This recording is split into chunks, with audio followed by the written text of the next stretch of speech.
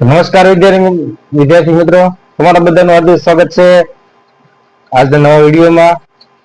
Welcome to જેવી વિદ્યા સંકુલ. આજે આપણે જે છે એ જીએસઆરટીસી માં જે હેલ્પર ની ભરતી આવેલી છે એમાં જે કમ્પ્યુટર 10 માર્કનું પૂછાયેલું છે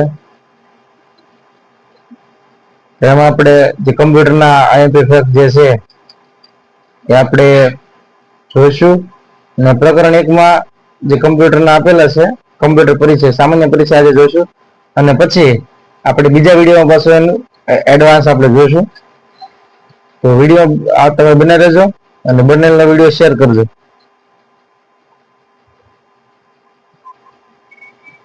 તો પહેલો પ્રશ્ન રૂપે આપણે લીધો છે અને એના ઉપર આપણે સમજશું કમ્પ્યુટર એ શું છે, એની આપણે બેઝિક માહિતી આજે જોઈશું.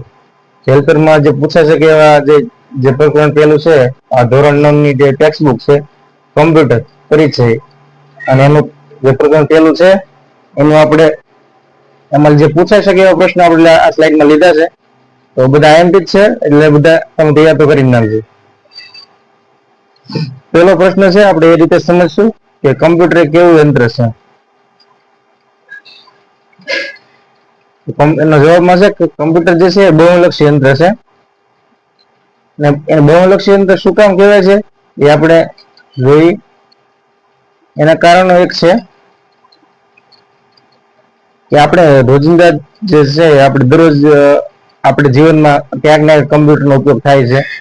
અને એ જે છે ધંધાથી માંડીને આપણે ગમે તો નાના મોટા કામ અને આપણે એજ્યુકેશનમાં પણ કમ્પ્યુટરનો ખૂબ ઉપયોગ થઈ ગયો છે. એના કારણે એને બહુલક્ષી યંત્ર કહેવાય. એકથી એક કરતા વધારે કામ કરે એને બહુલક્ષી યંત્ર કહેવાય. ત્યારબાદ છે એનો આપણે કાર્યપ્રવાહ જોવો, અને આ કાર્યપ્રવાહમાંથી પ્રશ્ન પૂછાઈ ગયેલા છે અને ભવિષ્યમાં પણ પૂછાય શકે. અને ખાસ કરીને જીએસઆરટી જે છે હેલ્પરની જે ભરતી હોય 10 માર્કનું કમ્પ્યુટર હોય તો આવા પ્રશ્ન પૂછાય શકે. તો એનો આપણે કાર્યપ્રવાહ જે જોઈએ એ તમે જોશો ને તો એનો કાર્યપ્રવાહ 3 ભાગમાં વિભાગ જે છે એ વહેંચાયેલો છે. એક છે ઇનપુટ ડિવાઇસ. ઇનપુટમાં તમે પેલા ઇનપુટ આપો, પછી એની પ્રક્રિયા થાય એટલે કે પ્રોસેસ થાય, અને પછી તમને જે મળે એને આઉટપુટ કહેવાય. જે પરિણામ મળે એને આઉટપુટ કહેવાય છે. તો એનું જે છે ઇનપુટને ગુજરાતીમાં કહેવાય નિવેશ અને આઉટપુટને ગુજરાતીમાં કહેવાય નિર્ગમ. અને આ પ્રશ્ન પૂછાઈ ગયેલો છે 2 થી 3 વાર એક્ઝામમાં ગવર્મેન્ટ ભરતીમાં કે ઇનપુટને ગુજરાતીમાં શું કહેવાય અને આઉટપુટને ગુજરાતીમાં શું કહેવાય.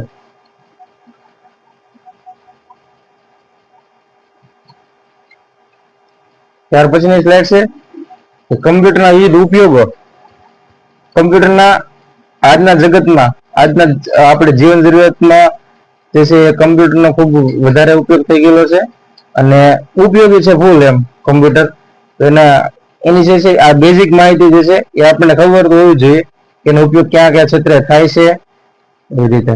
તો પહેલું જે છે કે ટિકિટ આરક્ષણ ક્ષેત્રે આપણે કોઈ પણ જે બસ ટિકિટ છે, રેલવે ટિકિટ, પછી કોઈ હોટલ બુકિંગ માટે, પછી આ પ્લેન ટિકિટ, આ બધા માટે જે છે એ કમ્પ્યુટર ઉપયોગી છે અને એના દ્વારા બધું થાય છે. આ બધા માટે કમ્પ્યુટરનો ઉપયોગ થાય છે.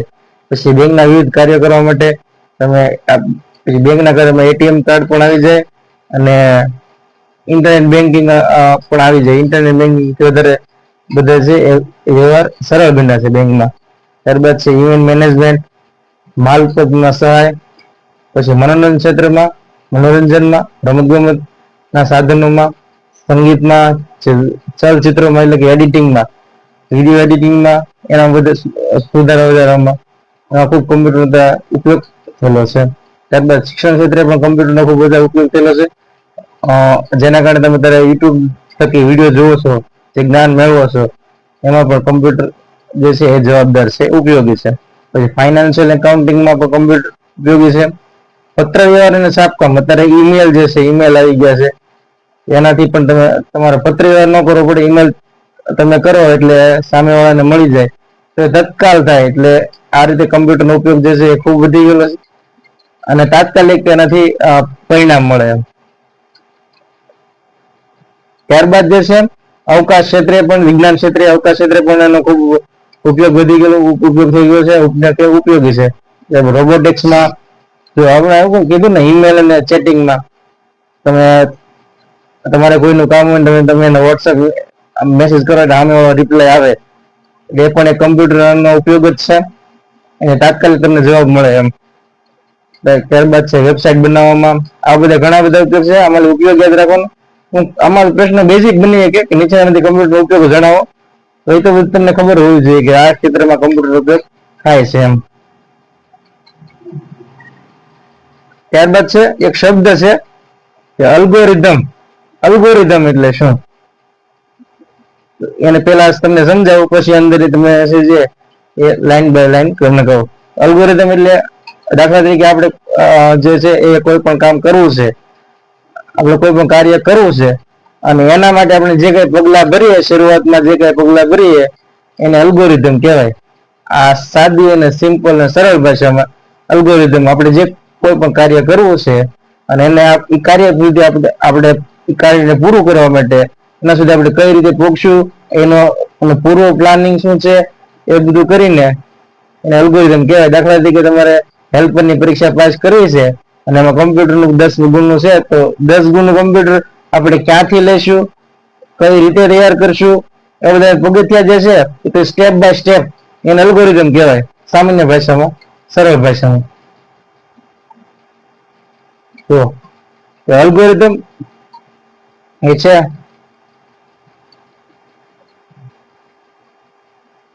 અલ્ગોરિધમ કોઈ પણ કાર્યના ઉકેલ માટે પદ્ધતિસર જે માર્ગદર્શિકા તૈયાર કરવાની હોય છે, તેમાં દરેક પગથિયા, જે કાર્યગત પગથિયા સ્પષ્ટ વર્ણવેલા હોય છે. આ માર્ગદર્શિકા કે જે સામાન્ય રીતે સરળ અંગ્રેજી ભાષામાં હોય છે અને તેને અલ્ગોરિધમ કહેવામાં આવે છે. મેં કીધું તમે કોઈ પણ સમસ્યા હોય એના ઉકેલ માટે તમે કહે કે પગથિયા ભરો છો સ્ટેપ બાય સ્ટેપ, અને એના દ્વારા તમે સમસ્યાનો ઉકેલ મેળવો છો, એને અલ્ગોરિધમ કહેવાય, સામાન્ય અને સાવ સિમ્પલ ભાષામાં. ત્યારબાદ છે ઇનપુટ યુનિટ. આપણે આગળ જે છે એ પ્રકરણમાં ભણશું કે ઇનપુટ યુનિટ શું છે અને ઇનપુટ એકમો કયા કયા છે. તો અહીંયા આપણે ઇનપુટ એકમોની બેઝિક માહિતી લઈએ, જે ધોરણ 9ની ટેક્સ્ટ બુકમાં પ્રકરણ પહેલામાં જે આપેલી છે એ આપણે અહીંયા લઈએ છીએ. તો જો ઇનપુટ યુનિટ એટલે કે કમ્પ્યુટરનો જે ડેટા છે, જેને દાખલ કરવાની સગવડ પૂરી પડે, અને યુનિટ કહેવાય, અને યુનિટને ઇનપુટ કહેવાય.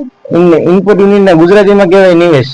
આ પ્રશ્નમાં ઘણીવાર પૂછાઈ ગયેલો છે કે નિવેશ એટલે શું, ઇનપુટનું ગુજરાતી નામ શું, એમ તો એને કહેવાય નિવેશ. ત્યારબાદ છે ઇનપુટ એકમો કયા કયા છે આપણે જોઈએ તો કીબોર્ડ છે, માઉસ છે, જોયસ્ટિક છે, બારકોડ રીડર, યુએસબી એકમો, હાર્ડ ડિસ્ક અને કોમ્પેક્ટ ડિસ્ક. આ બધા જે છે એ ઇનપુટ એકમો છે. ઇનપુટ એકમો યાદ રાખી લેવાના. આ આપણે આગળના પ્રકરણમાં વધારે શીખશું. આમાં એક જે છે એ બેઝિક માહિતી આપેલી છે, તો આજે આપણે પ્રમાણે જોઈ લઈએ.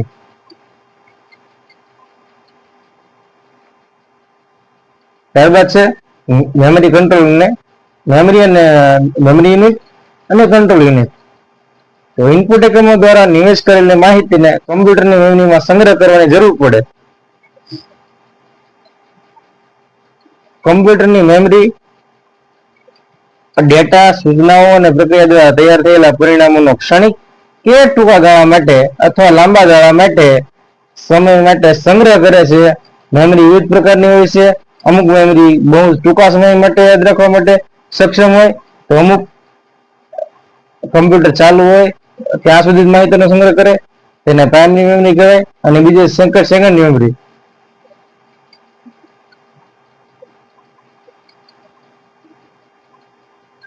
પ્રાઇમરી મેમરી એનું બીજું નામ છે વોલેટાઇલ મેમરી, અસ્થાયી મેમરી અને હંગામી મેમરી. તો કમ્પ્યુટર જ્યાં સુધી ચાલુ હોય ત્યાં સુધી જ માહિતીનો સંગ્રહ કરે, એને પ્રાઇમરી મેમરી કહેવાય. અને અહીંથી આ પ્રશ્ન ઘણી એક્ઝામમાં આ જ પ્રશ્ન સેમ ટુ સેમ પૂછાઈ ગયેલો છે, એટલે આ પ્રશ્ન યાદ રાખી લો કે કંડક્ટર ઓલા જીએસઆરટીસી હેલ્પર માટે 10 ગુણના જે છે કમ્પ્યુટરમાં આ પ્રશ્ન ઉપયોગી બની શકે. અને એનું ગુજરાતી નામ, એના જે અલગ અલગ નામ છે પ્રાઇમરી મેમરીના, એ પણ પૂછાઈ ગયેલા છે. વોલેટાઇલ મેમરી, અસ્થાયી મેમરી અને અંગાવી મેમરી. વોલેટાઇલ, અસ્થાયી અને અંગાવી મેમરી એને કહેવાય પ્રાઇમરી મેમરીના બીજા નામ છે. ત્યારબાદ છે સેકન્ડરી મેમરી. એનો આપણે અભ્યાસ ડિટેલમાં કરશું આગળની જે છે આગળના પ્રકરણમાં. માહિતીને લાંબા સમય સાચવવા માટે સેકન્ડરી મેમરી અથવા ગૌણ મેમરીની જરૂર પડે છે. અને આપણે અભ્યાસ આગળના લેક્ચરમાં કરશું. ત્યારબાદ છે કમ્પ્યુટરમાં ગાણિતિક અને તાર્કિક ગણતરીઓ જે એકમમાં થાય છે એને એરિથમેટિક લોજિક યુનિટ કહેવાય છે. અને આ પ્રશ્ન ઘણીવાર પૂછાઈ ગયેલો છે કે ALU નું ફૂલ ફોર્મ આપો. ALU તો એરિથમેટિક લોજિક યુનિટ, ગુજરાતીમાં કહીએ તો ગાણિતિક અને તાર્કિક ગણતરીઓ.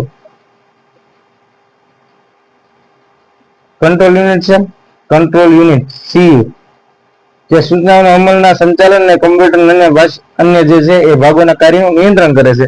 એટલે કે કમ્પ્યુટરના જે મેઇન ભાગો છે એનું છે નિયંત્રણ કરે, એને કંટ્રોલમાં રાખે, એને કંટ્રોલ યુનિટ કહેવાય. એટલું યાદ રાખી લેવાનું. ત્યારબાદ છે કે ALU વત્તા CU આ બંને ભેગા મળે એટલે CPU બને, જેનું ફૂલ ફોર્મ છે સેન્ટ્રલ પ્રોસેસિંગ યુનિટ. અને CPU નો ખાસ સ્પેલિંગ યાદ રાખજો, કેમ કે જયારે ઓપ્શન આવે ને ત્યારે આવા જ ઓપ્શન હોય, સેન્ટ્રલ પ્રોસેસિંગ યુનિટ, પછી એમાં સ્પેલિંગમાં ભૂલ કરેલું હોય. એટલે એ યાદ રાખી લેવું તો તમને પ્રશ્ન આવડે. બાકી તમે સાચો પ્રશ્ન ટીક કરવામાં છે ને મુશ્કેલીમાં મુકાઈ જાવ.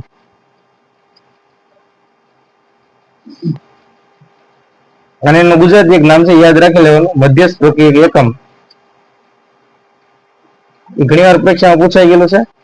સેન્ટ્રલ પ્રોસેસિંગ યુનિટ, CPU નું ગુજરાતી નામ આપો એમ તો મધ્યસ્થ પ્રક્રિયક એકમ. અને કમ્પ્યુટર મગજ કહેવામાં આવે છે. ને આ પણ પ્રશ્ન કેટલી વાર પૂછાઈ ગયેલો છે.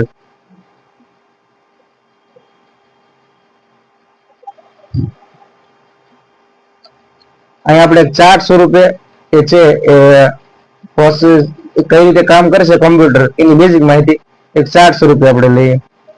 પહેલા જો ઇનપુટ, એટલે કે ઇનપુટ ને ગુજરાતીમાં કહેવાય નિવેશ. આઉટપુટ ને ગુજરાતીમાં કહેવાય નિગમ, નિર્ગમ. ત્યારબાદ છે પ્રાઇમરી મેમરી એટલે પ્રાથમિક મેમરી અને સેકન્ડરી મેમરી.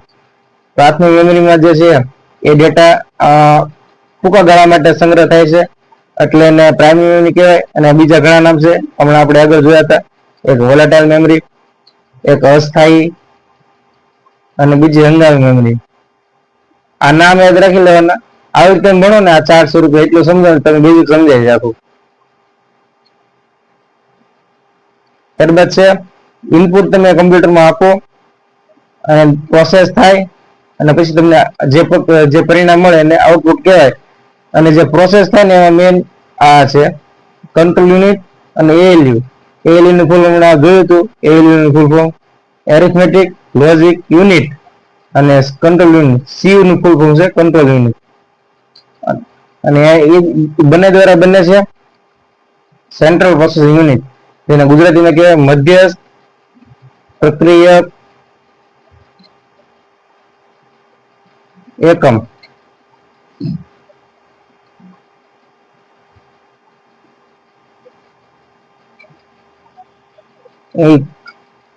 ઘણી બધી વાર પરીક્ષામાં પૂછાઈ ગયેલો છે. CPU નું ફૂલ ફોર્મ અને એનું ગુજરાતી નામ યાદ રાખી લેવાનું. સેકન્ડરી મેમરી વિશે જે છે આપણે પછી ભણશું. એટલું આ બેઝિક ચાર્ટ સ્વરૂપ એટલું યાદ રાખી લો ને એટલે આમાં એક થી બે પ્રશ્ન આવી જાય એમ છે. જો આમાં પૂછાય તો એક બે પ્રશ્ન આવી જાય એમ છે આમાં. ત્યારબાદ છે કમ્પ્યુટરની લાક્ષણિકતાઓ અને ફાયદાઓ. તો જોઈએ આપણે.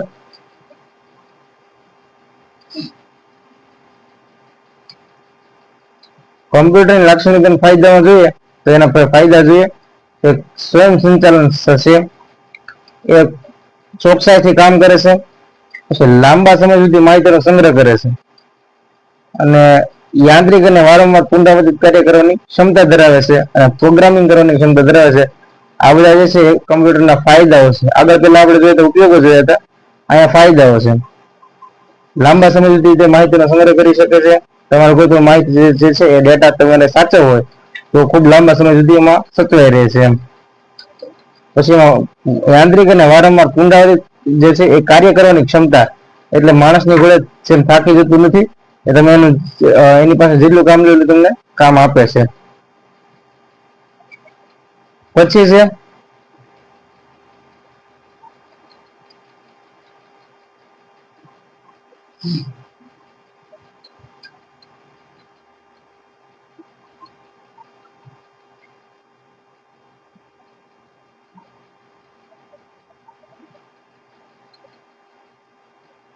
છે GIGO, garbage in garbage out, GIGO. આનું ફૂલ ફોર્મ ઘણી વાર પરીક્ષામાં પૂછાઈ ગયેલું છે. GIGO એનું ફૂલ ફોર્મ છે ગાર્બેજ ઇન ગાર્બેજ આઉટ, અને આનો ખાસ સ્પેલિંગ યાદ રાખી લેવાનો, ગાર્બેજ ઇન ગાર્બેજ આઉટ. કેમ કે જ્યારે ઓપ્શન હશે ને સામાં ત્યારે તમને બધા એક જ લાગશે. અને એનું એક છે ખોટું પરિણામ, ખોટું તમે ઇનપુટ આપો તો એની સામે ખોટું આઉટપુટ આપે છે. ઘણી વાર આવી રીતે પ્રશ્ન પૂછે છે કે કોમ્પ્યુટરમાં ખોટું પરિણામ દાખલ, ઓલું ખોટું ઇનપુટ દાખલ કરતા ખોટું પરિણામ મળે તેને એ પ્રક્રિયાને કઈ પ્રક્રિયા કહેવાય. અને નીચે ઓપ્શનમાં આપ્યો હોય ને ઓપ્શનમાં ઇંગ્લિશમાં આપ્યો હોય કે ગાર્બેજ ઇન ગાર્બેજ આઉટ. આમાં તમે સ્પેલિંગમાં એ લોકો આડાવડી કરી નાખે, એટલે તમે સ્પેલિંગ ન આવડે ને તો પ્રશ્ન ખોટો પડે. એટલે આ યાદ રાખી લેવાનું. ત્યારબાદ છે સોફ્ટવેર. સોફ્ટવેરના બેઝિક માહિતી જોઈએ. ખાલી અત્યારે આગળના પ્રકરણમાં આપણે ફૂલ જોઈશું કે કમ્પ્યુટર પ્રોગ્રામ, ડેટા અને પ્રોગ્રામ સંબંધિત જે દસ્તાવેજ છે એના સમૂહને સોફ્ટવેર કહેવાય. કમ્પ્યુટર અંદર જે પ્રોગ્રામ હોય એમાં જે દસ્તાવેજોના જે સમૂહ છે એને સોફ્ટવેર કહેવામાં આવે. ત્યારબાદ છે હાર્ડવેર, કે હાર્ડવેર એ કમ્પ્યુટરના સર્વ જે છે એ ભૌતિક ભાગ માટે વપરાતો એક શબ્દ છે. તમે જે ભાગને સ્પર્શ કરી શકો, જે કમ્પ્યુટરનો ભૌતિક ભાગ છે એને હાર્ડવેર કહેવામાં આવે છે. ત્યારબાદ છે ફર્મવેર. હાર્ડવેર સાથે જે સંકળાયેલા સોફ્ટવેર હાર્ડવેરના વપરાશમાં સુવિધા કરી આપે એને આપણે ફર્મવેર કહેવાય. કે હાર્ડવેર જે છે જેને હાર્ડવેર જે છે બધા ભૌતિક ભાગ, એમાં જે અમુક સોફ્ટવેર ઉમેરી અને જે વપરાશમાં સુવિધા કરી આપવામાં આવે ને એને ફર્મવેર કહેવાય. અને ઉદાહરણ નીચે આપું છું કે ઉદાહરણ કદાચ પરીક્ષામાં પૂછી લે. ધોરણ 9 ની ટેક્સ્ટ બુકમાં જે પ્રકરણ 1 માં આપેલા છે આ ઉદાહરણ, કે ઉદાહરણ તરીકે washing machine, traffic light, digital camera અને માઇક્રોવેવ ઓવન આ જે છે ને ફર્મવેર ના ઉદાહરણ છે. તો યાદ રાખી લીધો, કદાચ પરીક્ષામાં પૂછાય કે. તો અહીંયા સુધી આપણે આ લેક્ચર રાખીએ છીએ. હજી એક વાર તમને સ્લાઇડ બધી કહી દો કે આપણે જે સ્લાઇડ ભણાવી જે પ્રકરણ જે પહેલામાંથી જે ઉપયોગી હતી એ તમને હું કહી દઉં, જેથી કરીને આમાં શું ઇમ્પોર્ટન્ટ છે અને બધું તમને ખ્યાલ આવી જાય. એક તો કે કમ્પ્યુટર કેવું યંત્ર છે, તો બહુલક્ષી યંત્ર છે. આ પ્રશ્ન ઉપયોગી છે. ત્યારબાદ છે એનો કાર્યપ્રવાહ એ ઉપયોગી છે. અને એના ઇનપુટ, પ્રક્રિયા અને આઉટપુટ ઇંગ્લિશમાં પૂછે ઇનપુટ, પ્રોસેસ અને આઉટપુટ, અને ગુજરાતીમાં પૂછે નિવેશ, પ્રક્રિયા અને નિર્ગમ. ત્યારબાદ છે કમ્પ્યુટરના ઉપયોગો એકવાર વાંચી લેવા.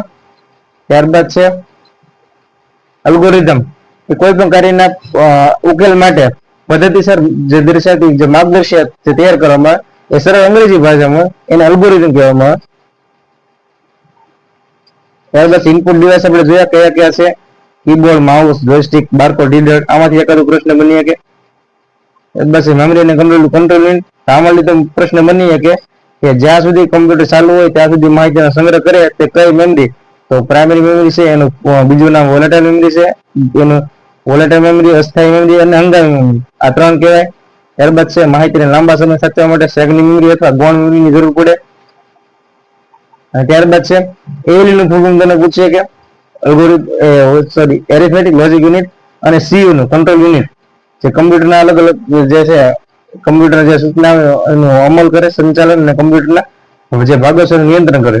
પછી એએલયુ અને સીયુ જે છે એ મળી અને સીપીયુ બને, એને સેન્ટ્રલ પ્રોસેસિંગ યુનિટ કહેવામાં આવે. સીપીયુ ને ગુજરાતીમાં કહેવાય મધ્યસ્થ પ્રક્રિયા એકમ, અને એને કમ્પ્યુટર મગજ કહેવામાં આવે છે. ત્યારબાદ છે આ ચાર્ટ એકવાર યાદ જોઈ લેવો એટલે તમને બેઝિક માહિતી ખબર પડી જાય. ત્યારબાદ છે કમ્પ્યુટરની લાક્ષણિકતાના ફાયદાઓ જોયા હતા. આ ફાયદાઓમાં જોઈ લેવાનું. પ્રશ્ન એવી રીતે બન્યા કે નીચેનામાંથી કમ્પ્યુટર લાક્ષણિકતા એના ફાયદાઓ કયા નથી, તો પ્રશ્ન આમાંની કોઈ પણ ત્રણ મૂકી દે અને કોઈ બીજો મૂકી દે તો એ તમારે જોઈ લેવાનું. અથવા તો એમાં આપી દે ઓપ્શન ડી માં આપેલ તમામ, તો આપેલ તમામ જે છે એ ટીક કરવું પડે. ત્યારબાદ છે GIGO નું full form garbage in garbage out. ખોટું ઇનપુટ આપતા ખોટું આઉટપુટ મળે એ પ્રક્રિયાને GIGO કે ગાર્બેજ ઇન ગાર્બેજ આઉટ. ત્યારબાદ છે સોફ્ટવેર અને હાર્ડવેર અને ફર્મવેર વિશે આપણે બેઝિક માહિતી જોઈ. તો આટલું જે છે ઇમ્પોર્ટન્ટ જે છે ધોરણની પ્રકરણ પહેલામાં આપેલું હતું એને તમને કીધું છે અને જે આગળ આપણે પ્રકરણ જોઈશું. અને GSRTC